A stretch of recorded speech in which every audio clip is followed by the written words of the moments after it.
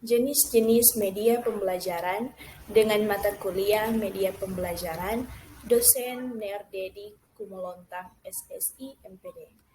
Nah, sebelum kita masuk pada materi, saya akan memperkenalkan diri.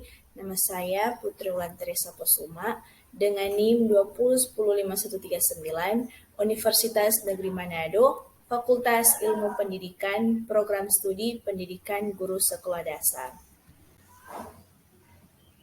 Nah, kita masuk pada materi, apa itu media pembelajaran? Nah, media pembelajaran adalah segala sesuatu yang dapat digunakan untuk menyampaikan informasi pelajaran kepada peserta didik dan dapat merangsang pikiran, perasaan, perhatian, dan kemauan si belajar sehingga dapat mendorong terjadinya proses belajar. Sekarang kita masuk pada jenis-jenis media pembelajaran. Nah, media pembelajaran yang pertama ada media audio, di mana media audio ini berfungsi untuk menyalurkan pesan audio dari sumber pesan ke penerima pesan. Media audio berkaitan erat dengan indera pendengaran. Nah, dilihat dari sifat pesan yang diterima, media audio dapat menyampaikan pesan verbal atau bahasa lisan atau kata-kata maupun nonverbal atau bunyi-bunyian dan vokalisasi. Contoh media seperti radio, tape recorder, telepon, laboratorium, bahasa, dan lain-lain. Jenis media pembelajaran yang kedua ada media visual.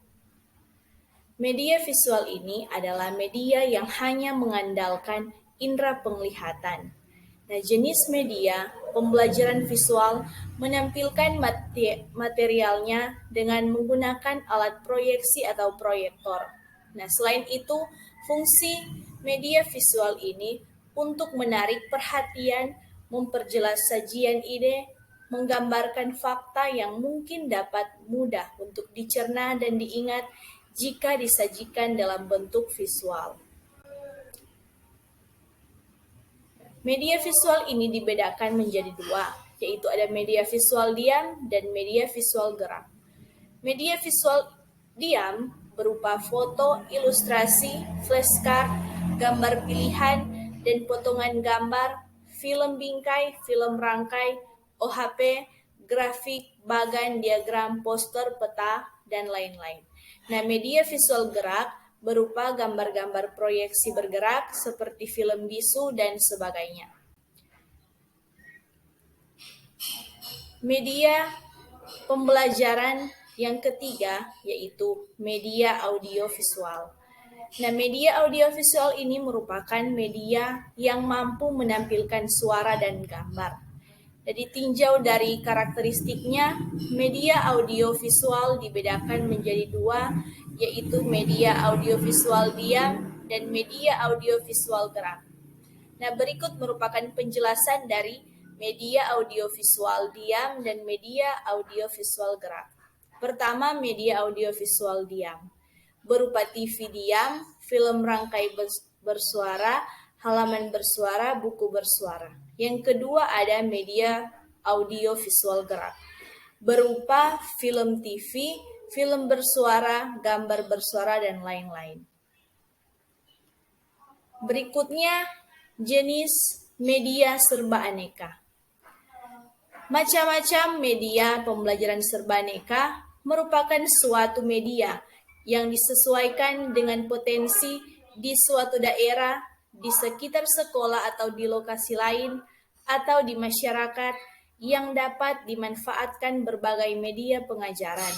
Contoh dari media serba aneka diantaranya adalah papan tulis, media 3 dimensi, realita, dan sumber belajar pada masyarakat.